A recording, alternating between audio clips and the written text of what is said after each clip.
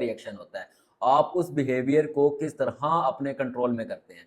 असल चीज़ ये है। फिर आप इन चीज़ों को देखेंगे, लाइव समझेंगे तो आपको कुछ चीज़ें और बेहतरी की तरफ आएँगी। मतलब ये है कि आपकी साइकोलॉजी, आपका अकाउंट को आप किस तरह मैनेज करते हैं, आपका मनी मैनेजमेंट, इन चीज़ों पर फोकस करना पड़ेगा आपको। अगर देखा जाए एक प्रॉफिटेबल ट्रेडर जो है, उसके जो टेक्निकल एनालिसिस जो वर्क करते हैं वो 30% है, 70% आपकी साइकोलॉजी होती है कि आप मार्केट के बिहेव को किस तरह मैनेज करते हैं, ठीक है? अगर आप और साइकोलॉजी आपकी कैसे बेहतर हो सकती है?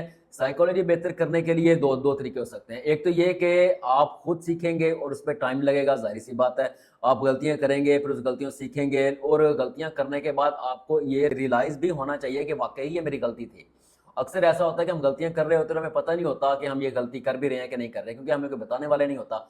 सेकंड चीज़ ये होती है कि आपका कोई ऐसा मेंटर हो, जो आपको प्रॉपर तरीके से गाइड करे, जो आपको बताए कि आप ये गलतियाँ कर रहे हैं, आप ये वाली गलतियाँ ना करें, आप इन चीज़ों को इस तरह मैनेज करें, तो आपका ज़रा टाइम कम लग सकता है। लेकिन अगर ओवरऑल देखें, आपको 1 साल से 2 साल प्रॉफिटेबल ट्रेडर बनने में लग सकते हैं।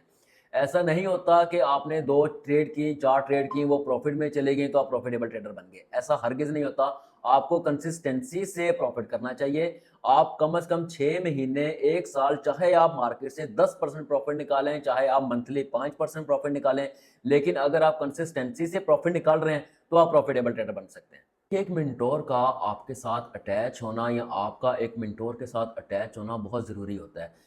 कुछ लोग ऐसे होते हैं जो कहते हैं जी मैं अपनी गलती करके सीखूँगा, और कुछ लोग ऐसे होते हैं जिनको जो शायद समझदार भी होते हैं, जो दूसरों की गलतियों से सीख लेते हैं। ठीक है? आपका जो मेंटोर है उसने भी जब